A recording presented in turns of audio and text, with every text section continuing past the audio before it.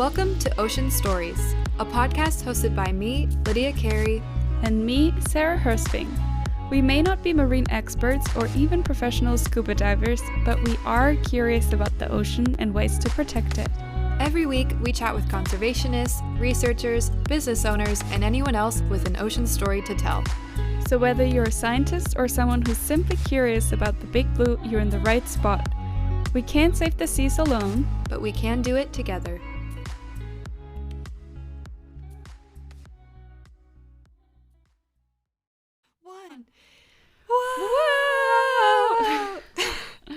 Welcome back to another episode of the Ocean Stories podcast. Welcome, everybody. We're happy to talk to you today. Wow. This will actually be the last episode that we are recording the intro for, not being in the same spot. But this was the most confusing way of phrasing it. What I meant to say is Lydia will be in San Diego by the time you're listening to the next episode. How exciting is that? I'm thrilled. I'm super excited. You're watching this unfold in real time. I wonder what it's going to be like to listen back on this and just be like, wow. This is kind of like a little diary. It's kind of fun because now listening back to episodes, it's like, whoa, wait, true, that happened. So for sure. In 50 years from now, this will be our little diary and we'll be like, oh yeah, true. I actually will be back from Hawaii when this is uploaded. I have not been yet, but today's guest is taking us to Hawaii. Where exactly, Lydia? I don't even know. I don't know exactly where. Oahu? I think the North Shores of Oahu. No, the Big Island. The North Shore of the Big Island, I think. I don't know. Well, with today's today's guest, we will actually be traveling to Hawaii, which is so exciting. Her name is Alice, and she makes jewelry out of ocean plastic. We actually worked with her before, when we worked with Ocean Mimic and Emma, and that's how we met her. Her work is absolutely incredible. Her jewelry is so cute. We'll make sure to post some stuff on our page. And today we're talking about plastic pollution in Hawaii, which is kind of crazy because I don't know. What about you, Lydia? I never heard of plastic pollution in Hawaii before I came across Alice's account. I don't think I had either. I'm not really sure, though. When I think of ocean plastic, it's hard for me to imagine that it wouldn't be anywhere that the ocean is. I guess you picture some places like the Bahamas as being these pristine beaches, but now after thinking about these topics and talking to people, I pretty much just assume that there's ocean plastic everywhere. Maybe I'm negative, I'm saying I don't know. Everyone at this point knows about the photos from Bali, for example, with beaches covered in plastic. And that's literally what it looks like in parts of Hawaii. We're talking only plastic on the sand. You can't even see the sand anymore. And I mean, that's not really happening. I mean, that's not happening in California most days. That's not happening in the Mediterranean most days. Insanely plastic covered beaches to the max. You're right. I did not know about that. Giant piles were washing up from the Great Pacific Garbage Patch. I did not realize that those were landing in Hawaii. And we talked about that in the episode, but it's crazy that all of that plastic trash is not even really being produced in. Yeah, it's coming from anywhere. Because the Great Pacific Garbage Patch, I think, okay, this is half knowledge, but I think it's 3 times the size of France or some insane crazy thing, and you can see it from space.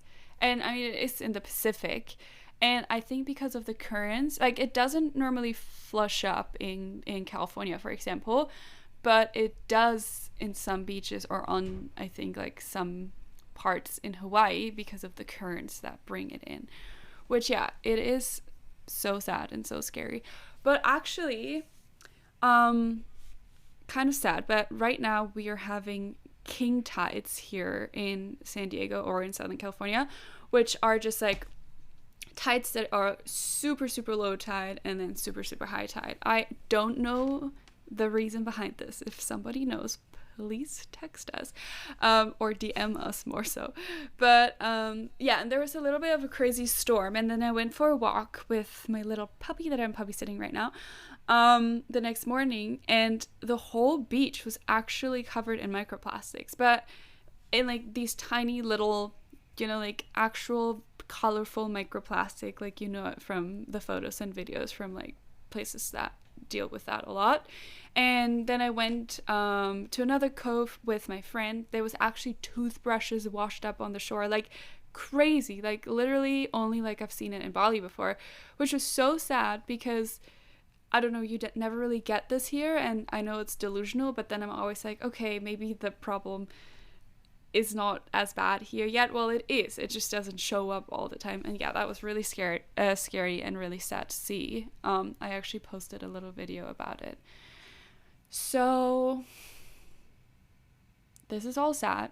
Let's make it more positive, because Ellis has a lot of positivity and is very solution oriented, and just raises a lot of awareness. She's so fun to listen to, so inspiring. Lydia, tell us more about her.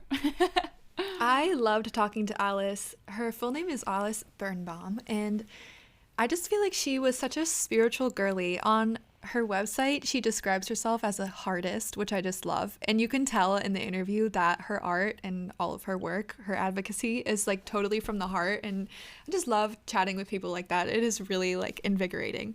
Anyways, what's her deal? She was backpacking and traveling all around for I think 8 years and working in the hospitality industry to pay for her travels, which I just feel like so many people in my life can relate to. Backpacking life, 20s life. And when she was traveling around, she totally became aware of the plastic pollution crisis because she was collecting sea glass, and then it was like, oh my God, there's more plastic than sea glass. I'm not going to say anything else because I feel like I'm spoiling this whole episode. But ultimately, this led her to, you know, get more involved in beach cleanups, and now she is the founder and creator and artist behind ABSeas, which is a jewelry brand that turns ocean plastics into jewelry. So a super cool brand that we have been working with for a while, actually, through Ocean Mimic, like Sarah mentioned. And so in this episode, we talked to Alice about her journey as an entrepreneur and balancing like all of this sad stuff with ocean plastics and how defeating and overwhelming it feels, with trying to make a change and trying to be an activist. Something I absolutely love about ABC's and Alice's philosophy is that these jewelry pieces are meant to be like conversation starters, and I feel like that totally aligns with what we're trying to do with the podcast, which is start conversations. So it's a great conversation. We talk about ocean stories, and I hope that you like it. Welcome, and welcome Alice to the podcast. We are so excited to have you. Where in the world Thank are you you right now? I am currently on the Big Island in Hawaii. Yeah. Ooh. What brought you to the island? Did you grow up there? Did you move there? I did not. So I actually started out my experience in Hawaii on Oahu. So I guess kind of before everything, I went to college, and then I started like backpacking and volunteering throughout my backpacking trips, and spent like all of my 20s kind of volunteering, doing like reef restoration. I got my scuba diving, and just kind of working around there. And then I got an opportunity to do a shark behavioral study internship on Oahu. And so cool. That kind of was like, okay, like I guess I'm hopping over to Hawaii now. And I've always like loved the island, so it felt like very, very perfect. And I'd always kind of been called to Hawaii too, like all of my life. So I started out on the North Shore, and then when quarantine hit, like I lost my job and my housing and all at the same time, and was kind of like, what am I gonna do? And an opportunity to move to the south coast of the Big Island came up, and it like, I jumped on it immediately. I was like, I'm not going back to Connecticut. Like, let's spend this time on the islands. And so now, yeah, I'm on the south coast in a little town called Naalehu, on the Big Island, and it's home, and I love it. Oh, that's beautiful. Yeah. for sure. And I actually landed myself next to a very, very polluted beach, which has been like the inspiration to a lot of like my creations, which of course we're going to like dive into throughout this conversation, and kind of how that all got started as well. Yeah, I mean, it sounds pretty cool that you were traveling all around, got your dive certification, then somehow you got a shark internship. How did you get into that world? How did you get that opportunity? Oh man. So I went to college for communications, electronic media, just because I kind of felt like it was like the next step was college. And after college, it was kind of like go into the city, get a big girl job. And I was like, I have like too much to do. I like knew I was going to go backpacking. And so what ended up happening is there's a little bit of a background story of like growing up in Connecticut. I would like collect sea glass with my mom. My mom used to do it with her grandmother. It was like this whole family hobby that was like passed down through generations of my family. And so I was always on the ocean growing up. And then when I, like 15, 16, I like really started recognizing like the decline in the ecosystems. Like in my, like I was finding more plastic bags like everywhere. Like I wasn't finding sea glass anymore. I was just finding plastic. And it really like shifted and transformed my like treasure hunts into beach cleanups. So that's like where a nugget kind of started for me. And then when I decided to go backpacking, I did Europe first, but while I was in each and every country, I was collecting sea glass, but I was also cleaning the beaches. And it kind of like, no matter what country I was in, I was just recognizing every country was like the coasts were just polluted. And like I would go to the ocean just to like experience it in all these different places. And it was like, it kind of opened my eyes to being like, it doesn't really matter where you are. Like plastic pollution is like a global, like worldwide issue that everyone's facing. And so I was kind of taking inventory in Europe. And then when I got back from that backpacking trip, I went to Asia, and that completely like changed everything. Southeast Asia. I like went straight to Thailand, and I went there with the intention of doing like my diving certifications and ended up getting my dive masters there. But while I was traveling throughout Asia, I was doing the beach cleanups as well and was like, this is a whole different level. Like the plastic is so normalized throughout all of these countries, and it's the convenience of it, and which I completely understood, but I was just seeing the effects of it. And at first I was seeing it like on the surface, like above land, like on the coastline. But then when I got my dive masters and I was seeing like all the plastic underwater under the surface, I was like, holy crap. Like so many people don't get to experience like living underwater for that amount of time and to experience the plastic. But like, I mean, we would have like illegal fishing nets over like Champon, like a beautiful pinnacle. And it just like, it wasn't there one day, but then it was just completely covering and broken like hundreds of years of growth in like one day. And then you'd have like all the straws and the bottles. And so I started getting involved in beach cleanups. A lot of volunteering just kind of happened because I was backpacking by myself. So it was like, how am I going to meet friends? To How meet am I people, like, yeah. exactly. And the alignment with the people too. So it was like all of these people who are so inspired by the ocean. And like, so when I got involved in the cleanups, then I got involved in like coral reef restoration. And I was also selling like sea glass jewelry on the side while I was traveling that I was making, and like trying to start being like, oh, I collected the sea glass, but I do it while I'm doing beach cleanups, and like starting the conversations there. But then like, yeah, volunteered with reef restoration. And then I was just kind of like following like, where's my passion right now? And it was changing while I was traveling throughout different places. And then I was going through like I spent some time in the Great Barrier Reef and was just like, sharks, I love them. Like, I want to get to know them more. And that's when I ended up applying for the internship, like not even thinking I was going to get it.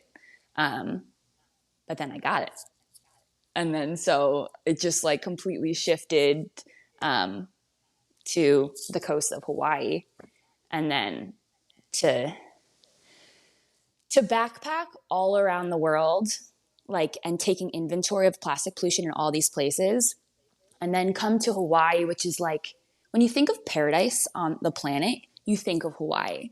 And you like would not expect to literally go to a beach. And it was, out of 40 different countries I had traveled to, it was the worst plastic pollution like I had ever seen in my life.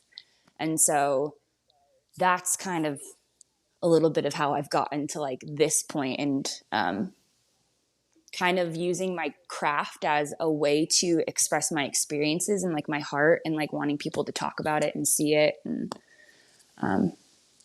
so yeah, that's a little bit of like, but it's this brand has kind of been in the making since I was like 18 years old. Like, so yeah, it's quite wild when I think about it. Yeah, I love how you followed your passion, and like you didn't actually study marine bio, but you just followed your passion and met the right people, and and like just step by step actually then ended up having an internship with sharks, which is really cool. And I feel like a lot of people feel trapped. We've talked about this before, but a lot of people like feel trapped in whatever field of study or whatever they chose, and then you're like, oh well, I'm a finance guy, so I can't like work with sharks out on the open ocean. But if you really want to, you can always like find your path. You can do whatever you want, like, and that's something when people are like, oh, you must be a marine biologist, and I was like, no, like I studied like electronic media and art, like ceramics. Like I just knew that like I was supposed to be experiencing, like that was, there's like kind of where for me, like my heart was breaking with the plastic pollution. I was like, it was just so resonant in my body, and like just a full like takeover. It was like, I knew that that was something I had to kind of follow, or like ocean conservation. And so when these opportunities presented itself, like I'm always telling people, volunteer. Like that's, if you want to experience like the ocean world, just start with the beach cleanup. They're free. You feel great about it. It connects you to like amazing people, and then see what other like opportunities line up, and just like follow the synchronicities. Like that's like the best adventure in life. I feel like. I love that. It's what struck me about your story. Like knowing, I got chills a little bit knowing what you do now. Spoilers, no spoilers for people, but to hear like that generations of your family have been collecting sea glass, and it's cool how like where you are now, you can look back and think, here are all the different pieces that were low-key pointing me to doing what I'm doing now. But maybe at the time you didn't know. I just love that. I think it's honestly a great story. Yeah, thank you. Yeah, it's fun because I look back and I'm like, I was just like a lost 20-something-year-old, like trying to find her way. But like, I was like following the plastic pollution.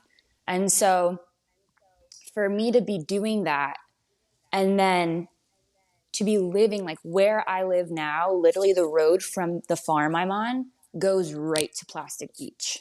So it's like literally my backyard.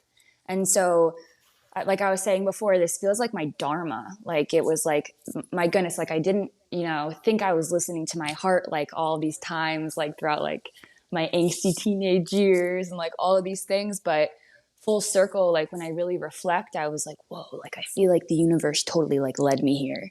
And there's such a bigger purpose. And that was like, when I created the brand, that's what all of my experiences like exploded and was like a catalyst into one. And I was like, oh my God, like I have to do something about this. And so that's where the jewelry really came through, like full effect. So yeah. Yeah, and just trust your path. I feel like so many people in their 20s, me included, every now and then you get like so anxious, and it's like, what am I doing with my life, and where am I going? And like this past year did not like, what happened here? And totally. Every day sometimes you just need to like take a breather, and looking back it all makes sense, and looking back like you just met all these people and it all ends up so yeah, to all the 20-year-old, well, actually to anyone out there who's struggling a little bit, like it will fall into place. Telling this me as much as I'm telling it everyone else. Yeah, totally. Just follow your heart. And like also like when you stray on a path that like might not have been the right way. It's only redirecting you more strongly into like the direction you're supposed to go. So it's just like finding a way to listen. And yeah, I have this quote here on my wall, and it says, "There's a voice that does not use words. Listen." And it's by Rumi. And I just think that's so powerful. Because a lot of our answers are like in the silence. Like that's where like cleaning the beaches is my meditation. Like that's where I find that. And like, I feel like when I'm picking up all these pieces, I'm like, oh, that's a new design, or like, oh, maybe I should try this. And so, yeah, to anyone out there who's like feeling confused about what direction they want to go, like listen to your heart. And there's a mission. I feel like I genuinely feel like, especially just with my experience, everyone here on the planet has like a specific, like authentic mission and like expression that they're supposed to share and like gift the world with. And I think if we all knew that, we'd listen a little more deeply. You are totally speaking my language. I was thinking to add that you get so much more clarity too when your focuses go towards a mission or a cause greater than yourself. In this case, the plastic pollution. I mean, it's such a huge, huge issue. It is pressing. It is, and it's really not talked about enough for the scale of what the issue is. My point being, like, if you're looking for that mission and for that path, volunteering is a great way to get yourself down the path further, because when you go towards cause, it can, you get what I'm saying. Yeah. It's not for you. Oh, sorry. You know? No, exactly, but like, I'm just the volunteering. It's not for you. It's for something so much bigger than you, you know? And like, then you meet other people who are like aligned and feeling that way about the world and like how they give back to that. I think it clears a lot of beautiful paths for people. Yes, so that is what I was trying to say, but in a beautiful way. You did great. I've never been to Hawaii. Sarah has plans to go to Hawaii. She's coming over. But what I want to ask you about is the plastic pollution there. Yeah. Is there a reason it was higher than? Also, I feel like yesterday I lived with a bunch of roommates and they were like, so who are you interviewing tomorrow? And I was like, oh yeah, Alice, about the plastic pollution in Hawaii. And everyone was like, what do you mean? And well, for everyone who's listening, we all worked together before a couple of years back. So I'm like aware of it now because I used to look through your footage every single day pretty much. So I like very much know what it looks like, but I had no idea before. And no matter who I'm telling about it, they're like, what do you mean like plastic pollution in Hawaii? I feel like I have never met a person who has like ever heard about it. So that's like, it's just like crazy. I haven't. So yeah, please tell us all about it. And especially how bad it is. Yeah, it's insane. So we have like most of people have heard about the Great Pacific Garbage Patch. And so that's actually north of the Hawaiian Islands, the Polynesian Islands. And so when the gyres move and whatnot, we get a lot of the world's trash literally along the coast of Hawaii. So a lot of the trash that enters the ocean is from either Asia or the West Coast, or like majority of it is discarded fishing gear. But it seeps. It's either like discarded improperly or it's in a landfill and seeps through the waterways, ends up in the ocean. But all of the currents bring it into this massive patch. And last time I checked, it was like 2 times the size of Texas. And like it's grown significantly in a very short period of time. But then all of this trash ends up coming and floating onto the coastlines here. And so the South Coast gets it really, really hard, just the way that the currents are. But I mean, on Oahu too, like Kahuku National Park, like that was my first experience. The Kokua Foundation, I was doing some cleanups with Plastic Free Hawaii and volunteering my time over there. And it's like in an albatross sanctuary. And it's just like, every time I pick up one piece of trash, I'm just like, that's one fish, that's one bird. That's like, it's just so, you think it's nothing, but it's so much. And it's a lot of microplastics now. But the coast that I was on, I mean, when they discovered it in the late 80s, the Hawaii Wildlife Foundation. It was like massive pieces of trash that were like, it was like as high as like as tall as me, like 6 feet, like on the coast that had just like collected. So yeah, it's crazy. Like the number one thing, we'll get like Japanese writing on a bunch of stuff. And then we get like oyster spacers, hagfish traps, fishing material that comes from like practices used in Korea. So you can kind of, sometimes you can kind of tell or know like the distance it's coming from, but a majority of it isn't even the trash on Hawaii. So it's just like, or like it's not being produced here. So, but it becomes our problem. And with like the deep reverence and respect that like we have for the Aina here, and like it just feels like it's a lot of work. And of course, as we know, like it's not the beach cleanups that like the beach cleanups help, but like that's not solving the problem. So we're going out, like I just did 2 straight weekends of cleanups. The first cleanup we did, we cleaned up 1,000 pounds in 2 hours. And then we cleaned up 500 pounds the next weekend. And you just like literally sit down and you're just like, you don't even have to move. There's so much trash. So it's just really eye-opening, and you're kind of like, oh my God, where do I start? Like you can get the bigger stuff because the bigger stuff breaks down to smaller stuff, or you can start with the smaller stuff because that's what feels really dangerous. Anything where an animal can be entangled. So it's a lot, and it breaks my heart that the plastic pollution, the world's pollution has really affected the Hawaiian Islands the way that it has. And so, yeah, I with my jewelry, like the whole point is to like make a statement, start the conversation, and be the change, so that like the conversations can be had and like and inspired through the art that I make. So, yeah, sorry, I just went off on a little tangent. Never apologize. I loved it. I think it's time we reveal. I don't know why we're like tiptoeing around it. No. I think it's time that we reveal what your business is and what you're actually doing with the business. If you wouldn't mind explaining that. I would love that. The grand reveal.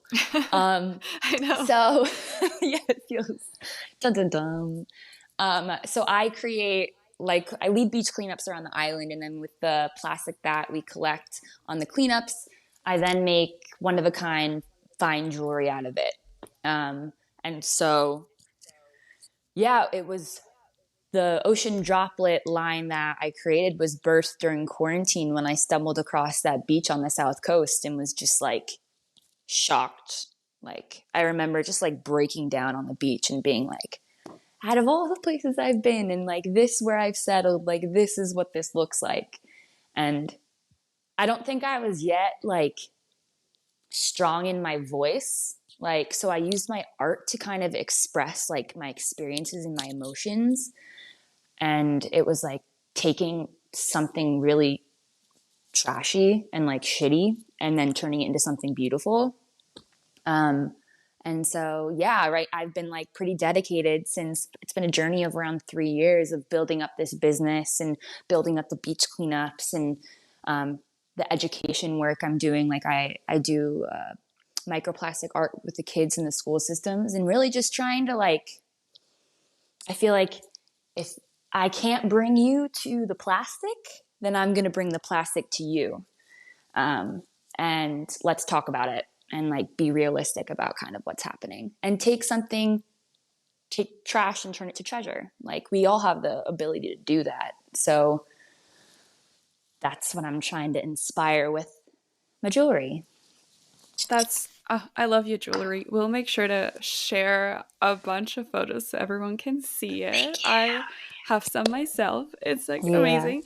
But so you actually part of your business is cleaning up the beaches. So are you just organizing big groups of cleanups and then you collect all the plastic and take like, I don't know, like the best colorful pieces home, and what happens to the rest of it? Like what's the structure behind that? Yeah. So as of right now, like I'll lead the cleanups, and it's cute. Like the other day at the cleanup that we did, this like before the cleanup, it's kind of like, oh, is there any artists that are collecting anything specific? And I'm like, I love bright colors right now, like neon greens and pinks and purples are like my thing. Like it's kind of my season. And there was like this one adorable girl who just, she would come by me, she'd like be like this, and then she'd just drop the colors in my hand. And like, I always carry like a little purse with me because I have like my big trash bag. Where like I'll put stuff in, and then I have like a side purse where I collect all of my like the specific colors that I like. And then I'll also sort through it. So it's a little difficult because I hate right now with the structure, like we don't have recycling on island and there's no way or place to really put a lot of the plastic. So I've taken as much as I can and I try to utilize as much as I can. But right now with the way the systems are set up, it goes to the transfer stations. So we're cleaning up all of this trash, but then to dispose of it, we're having to put it back into landfill. So trying to figure out like just the education on like trying to just be conscious of the footprint and like where our plastic actually goes and like knowing that we have a part to play in it. But yeah, and then I have a massive bin over here too, and I'll just like of all the microplastics, because I have people bring stuff to me too, and I'll pick out as much as I can of all the colors that I can use. And then the rest goes to doing like the art classes too. I have so many questions I want to ask you because all of this sounds so amazing.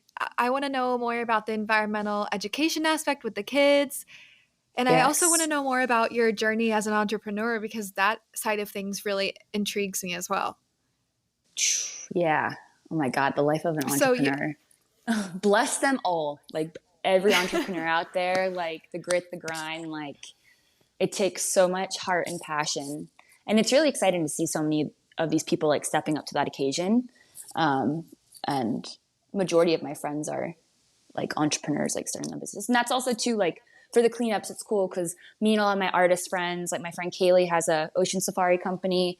So we'll get together with her. My friend Danielle is an artist, and just these beautiful, like amazing ocean inspired women will be like, it's time for a cleanup. And then what we'll do is we'll like blast it on social media. And then a lot of the artists will do like giveaways and like share art for showing up and all of these cool ways. But for the education aspect, I think it's, so like there's a couple of, I do like a lot of like camps and stuff for like the younger kids. And so one of the most recent projects that we did is I'll bring the bin of plastic and I will literally be like, okay, kids, like grab your art supply, like whatever colors are calling to you, like grab them and then we're going to use them to make art. And so one of the first projects that we did was I cut out different fish and like sharks and all sorts of outlines in cardboard. And then I handed them out to the kids. And what they did is they created mosaics on the fish. So at the end of the day, we had maybe 50 fish, like 3 sharks, and I connected with the Kona Keiki Museum, and they ended up becoming like an art installation inside of the kids' museum that was created by the kids there. And so I think there's something really special. Like for me, it's really important to inspire the next generation specifically to like take care of the planet and to just be conscious of like how we're treating the planet. It's such a mirror of how we are treating like how humanity is treating ourselves. And so, yeah, that's been something really, really potent and powerful. And I feel like plastic pollution hits people in such different ways. Like, and so the point with like the jewelry specifically is that like, I always like to say like, the conversation doesn't end with me, it starts with you. So as a diver through my experiences, you know, when I talk about plastic pollution, it's been like the entanglements I've seen and like my experiences diving and that. But for a mother, it's like, wow, like like plastic in our breast milk and how it's affecting children. Like it's just it hits on so many different levels, which I do not think are discussed enough at all. So that's a cool way for people to relay their own experiences. And yeah, and I'm just so inspired by the kids. Like one of the little boys that was in one of my classes, he came up to me after our art class and was like, I wrote a letter to like talk about the plastic pollution problem and how you have to stop the production of plastic. And I was like, oh, no way, bud. Like, who'd you write to? Like, tell me about it. He goes, Joe Biden. And I was like, yes. Like, yes. Like, that is what like I want to see. Like, it's instilling that passion in them.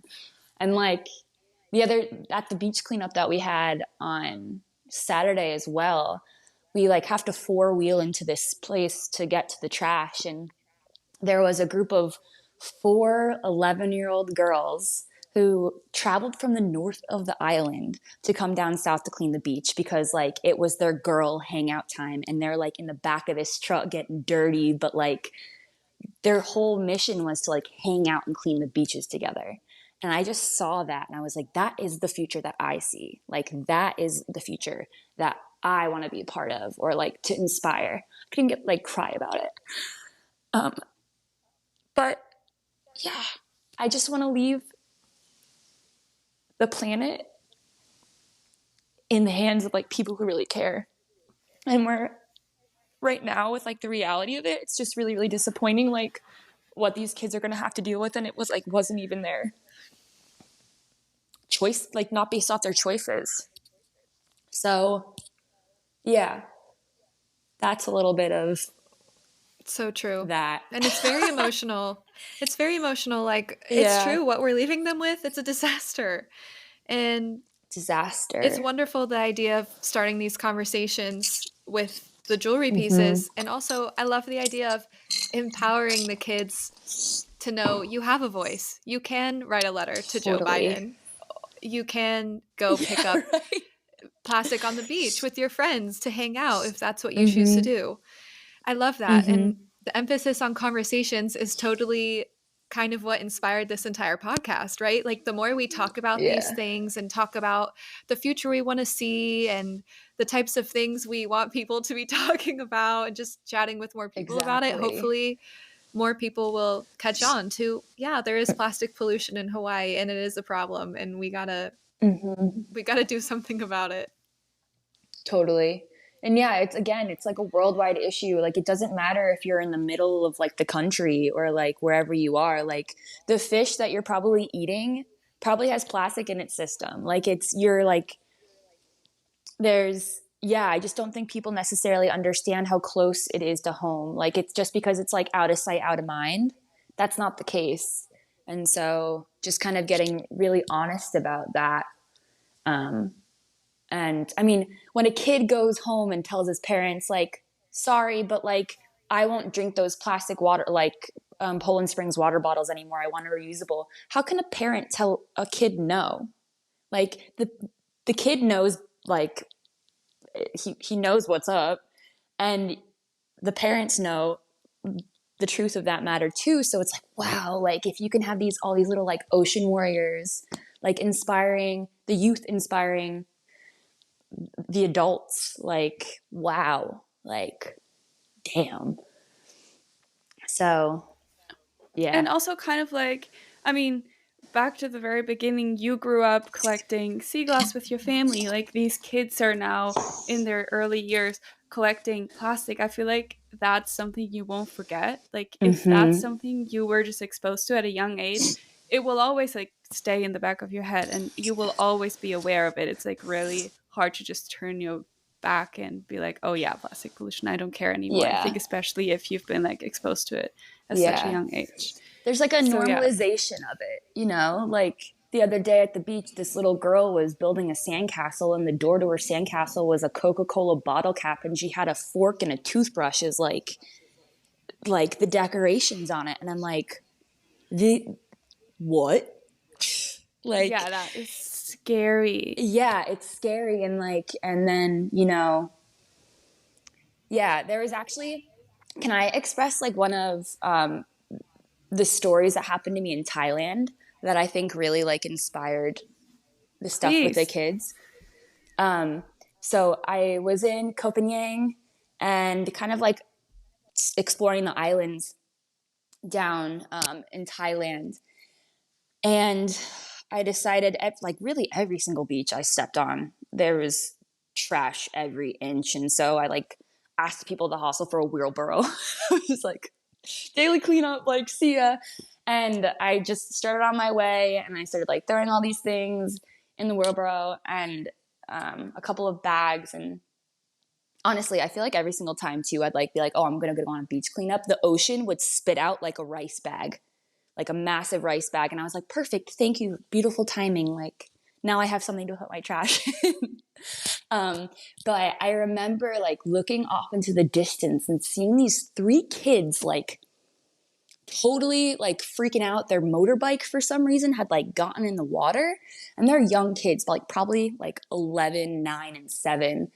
And so ran down with like my wheelbarrow of trash and then helped these kids get their bike out of the ocean. And when I brought the bike up and I looked and I realized what had happened is they weren't paying attention to the tides. And because their parents or whoever told them to go to the stream and take their trash and put it in the stream and cover it up with sand.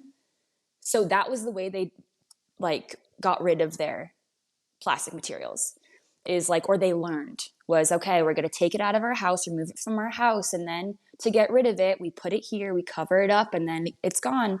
And it's gone. Like, that's what it is. But we all know, like, when you throw something away, it's never like, it doesn't mean that's an end to it. And so didn't speak any like total language barrier. And, you know, after I brought the bike up and I was like about to walk away, I was like, you know what, I have an option. I can either walk away and not do anything, or I can just maybe put out the bag and see like what happens. And so these kids start taking the trash from the river, putting it into my bag. And like, I was like, wow, like beautiful. Thank you. Like, at least it was like a couple water bottles. Like it was something. And then I was like, okay, I'm just going to like kind of walk away. I thanked them. And 5 minutes later, as I continued my beach cleanup down the coastline, I feel like a tug on my shirt.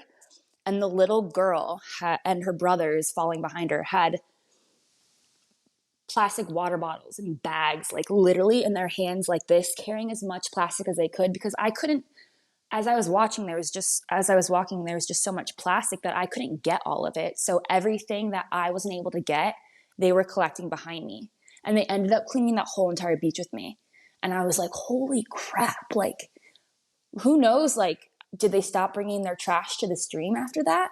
Like, what happened? And I'm always so curious, and I always think about that story, but I think that's why like I do the art stuff.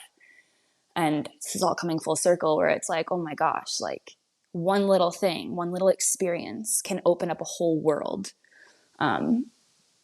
especially with the kids.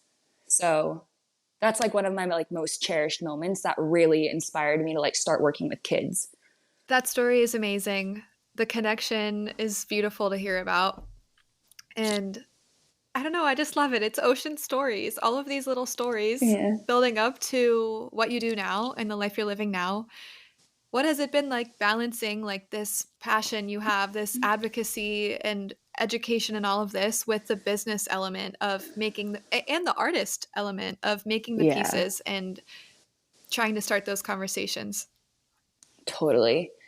You know, it's been a lot. It's been like such a learning curve, because not only like am I designing the jewelry, producing the jewelry, showing up to markets, also doing wholesale, retail, and trying to get everything out there and trying to manage social. It's like a lot. Like circling back to the entrepreneur lifestyle that I completely blanked on. But it's been such a learning curve. And like also, of course, on top, like volunteering and doing the beach cleanups. Like for me, like, honestly, it's not about the money at all, like this business. And it's really been like, so I call it my heart's work, because it's just been, my heart's just been leading the way the whole time. And like the creations I make literally come from like this place of like profound like love for our planet and the ocean. And so that's always like the anchor for me. But it has been really, really interesting. So we were kind of like talking about, I kind of went through this death portal the past couple of months. In July, there was a fire next to the farm I'm on that almost burnt down the property that I'm on. And it was like shocking. Like it was insane. I mean, that's and terrifying. Terrifying. Like I was trying to figure out like what to do with the animals and like getting out and trying to make sure, like, it was probably the most terrifying experience that I've experienced since being here. And that the feeling of that, just like I went into fight or flight, and also just like really overworking on the land and the markets. And like, I kind of was in this hustling, like this very masculine structure of like, really pushing myself and like definitely going overboard on like how I was showing up. And so it turned into this back injury, and I ended up herniating 2 discs in my lower back. And from July till literally like maybe 3 weeks ago, I like wasn't really able to walk. And as someone who, my life was revolved around hosting beach cleanups and like being able to walk the coast and then going and doing art classes and driving like an hour to do these markets like every weekend, it was this whole like, okay, like life is pausing. Like this can't be the way that you move through the world right now. And so it's been a lot of like restructuring that and being like, work smarter, not harder. And also like reevaluating like how, I really want to take this mission like far and wide, and what's a good way of doing that. And I think I've been doing a lot of grassroots, like on the ground stuff, and building a beautiful community here. I feel so supported, like with the craft and with the cleanups, and just navigating like asking for help. Like I think a lot of entrepreneurs, like we have to do it all on our own, like, or we have to start off that way. And so this world I feel like is opening up of like calling in support, and like, again, like everyone has their magical gifts that they like are meant to share with the world and with their like tribe and community. So kind of building that, and like, yeah, I'm in a massive transition of like how I share my art. And I'm really, really excited about it. And also like, this is like the waves of entrepreneurial stuff. Like some things have to die to be born, and we go through all these massive waves. And it can be really scary at times, but also really exciting, and trusting it's all happening for a reason. But yeah, entrepreneurial life is crazy. Like I'm sure, as you guys know, it's like so much heart and passion, for sure. Yeah, I feel like you're speaking to us. Like everything you just said, I was like, yes. Yeah. Mm-hmm. Take care of yourself too. Like that is my number one thing for anyone listening who's an entrepreneur. Take care of yourself. Like if your business is an extension of yourself, like you and your health and your body, and it all matters. Like, and yeah, just having that in the forefront. Yeah, not to be annoying, one of those people, but I've been thinking about this a lot in relation to activism recently. Mm-hmm. I've just been thinking about how your inner self and your mental state has to be okay before you can really help other people or help a cause, help the environment. For you to show up like as your best self and to give this gift you have, or whatever, however you want to look at it, you have to Mm-hmm. like put yourself first. I've been Mm-hmm. thinking about that a lot lately in terms of conservation, because sometimes these environmental issues, they be beating down on you like there's this plastic, more plastic, more I plastic. know. So you gotta like take a breath and regroup and just. Totally. But that story about the fire, that's insane. That's crazy. Yeah, yeah. It's, but again, like life and all these circumstances, and they can like really like, you just have to be careful of like how consuming it becomes, or these things or these issues. And, um, yeah, like even going to like the beaches, and like there are days where I go and I'm like dancing and singing, just picking up plastic and like completely like disassociating from the fact it's plastic pollution. And then other days where I go, I'm literally just like crying, picking up pieces. Cause I'm just like, cause you got to feel it, you know, like, but also like not letting it consume. Because of course, like, yeah, we're at a really weird point right now where we need as many like earth warriors as we can kind of get. But again, like we have to be right in ourselves. Our cups have to be like full to be able to pour it into places that we really care about. So that's huge. And that's like what I think like the fire and the experience that I had in my back was kind of doing. It was making me really reevaluate and be like, okay, like I want to be my business. I want it to come from an embodied state.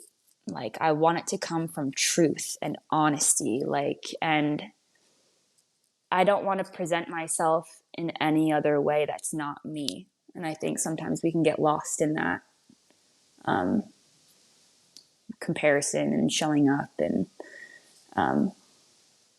yeah, it's a wild world we live in right now. So Yeah, for sure. And I feel like especially, I don't know, like the what you already said, being a business owner is so hard, and it's so easy to fall into this hustle and bustle culture, and you need to do more totally. and you need to grow. And I feel like also social media, because it has like, it gives you every single day the opportunity to whatever go viral. Mm-hmm. It's like a constant like, oh my god, I need to do more, I need to do more. And then on Mm-hmm. top of that, Reaching. you're like tackling freaking climate crisis slash plastic pollution, which is also so consuming and can be so overwhelming, because as an individual we can all do our part, but sometimes it's like, okay, it's like this massive issue. So those two combined is just like the perfect scenario to easily burn out. So again, you really need to give yourself space and make sure that Mm-hmm. you're okay as well. Mm-hmm. Mm-hmm. And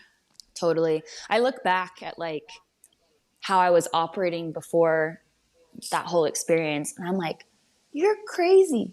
Like, how did you think that you could do like 3 markets in a weekend, like set up, break down, like work from 7 a.m. till like 9? But like, that's like where the entrepreneurial like spirit kind of like, mm-hmm. you know, it's like, that's what you think it has to be. And so now I'm in this like softening. Like, I feel like I'm kind of melting into like my feminine, just like, I want to create from such a good space. I want to show up from like a full space, like not like, you know, half asleep and like trying to get everything done, because that's Yeah. what I feel like the world is like requiring of me.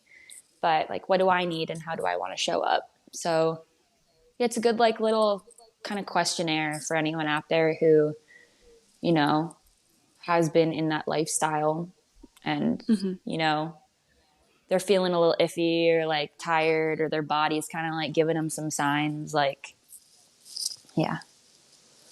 And like one thing, I'm just thinking about this because I was editing another episode this weekend, and Mm-hmm. one thing we were talking about is, to everyone listening, there are people out there like you who put their heart and soul into businesses, and Mm-hmm. like Thanks. one of the biggest things we can do is like vote with our money and make clever choices where to put our money. And like she Totally. said, stop giving Jeff Bezos your money. There are people that are like pouring their heart and soul into projects. And I'm Mm-hmm. like, to everyone who's listening, to everyone, like, if you want to buy something, there will be a sustainable handmade alternative. And I know that it's not always Totally. possible, and I know that not everyone can always afford it, but just like to look around, to not just randomly purchase, just like give yourself a Mm-hmm. second and think like, okay, what do I want? Do I actually want it? Where can I find it? And there's just like Mm-hmm. so many wonderful people out there Totally. who deserve your money and whose creations deserve more attention Yeah. and all of those sort of things.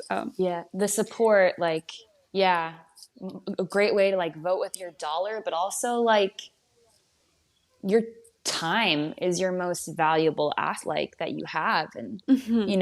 and go out and like volunteer or like, give the extra time to like explore and see like sustainable options and, people who there's such depth. These people come in and there's such depth to their products. And it's like, you're not just getting a product, you're getting something so much more.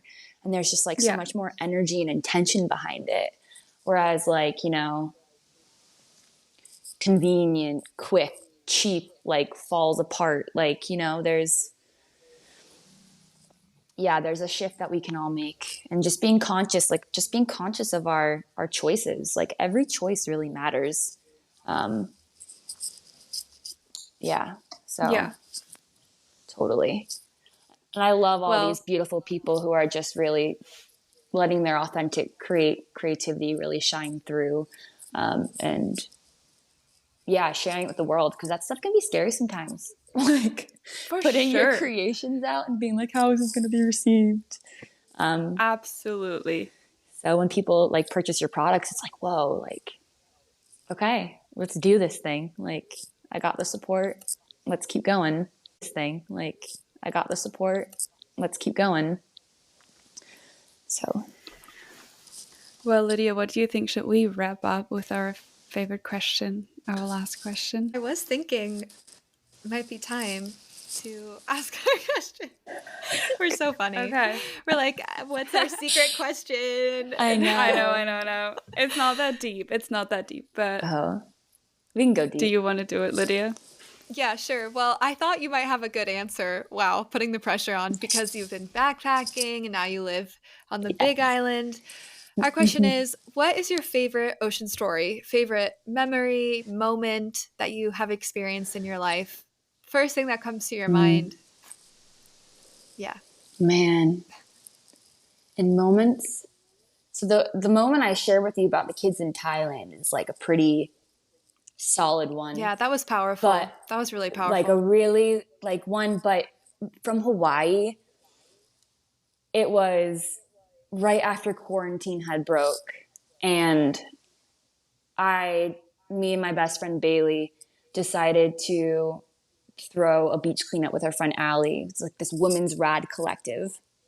And it was the first time like a group of people had been together after being separated for so long. And we did this trash trek. And we had like 15 women from all over the island come down to do this cleanup. And it was for the business that me and her are building called The Green Standard. It's all about like play your part, live from your heart. So the beach cleanups are like a component of that. And that experience with these women, them seeing the beach and the conversations that were had and the vulnerability that was shared amongst this group of women. Like we trekked in as strangers, and seriously, probably like 7 of the girls that were there have become my best friends, all from that one cleanup, and complete strangers beforehand. But we ended up like going there, and the whole point was, filling up these bags and then carrying the weight of the world's trash on our shoulders out like a mile plus. And we all had to do it together. And it was so symbolic and so beautiful. And something that we do like at the end of those cleanups when they're super intimate is like, it's not like we just take the trash and we put it in bags and get out of there. Like we're like, okay, pick up a piece that's like you're curious about. And then we sit in a circle and we're like, how did this make you feel? Just that simple prompt. And what comes out of people, like the passion, the heart, the transformations, like it was just such a defining moment in my life that was like, okay, beach cleanups here. Like, I'm going to do this more. And like, yeah. And from there, it's just been a beautiful, collaborative, community driven business. And yeah, I'm grateful. I'm so grateful for that moment. Definitely. We ended up camping out that night and like howling at the moon and just like, it's fantastic. Just when you put women together. I was just thinking energy. that. Oh my gosh. My thought was only, no hate to men. Love you, men. But women in the beach cleanup, howling at the moon, like, I was just thinking that is just such a feeling transformed by seeing a piece of trash, like the empathy and just everything. Yeah. Well, thank you for sharing that. Yeah. It's a good time. For sure. Well, thank you for coming on to our podcast and sharing all these beautiful stories with us. It was wonderful. Yeah, thank you guys so much for having me. This was awesome. I was telling you guys, this is my first podcast, so it feels really special to be able to like share my heart and stories with you. And thanks for receiving. Yeah, it's been so good being able to see you guys again. Thanks for joining us for another episode of Ocean Stories. If you'd like to follow along on Instagram, you can find us at oceanstories_podcast for updates and behind the scenes. We'll also be sharing our ocean adventures on YouTube at Ocean Stories Podcast. If you like this episode, please show your support by leaving a review on Spotify or Apple Podcasts. Join us next Tuesday for more Ocean Stories.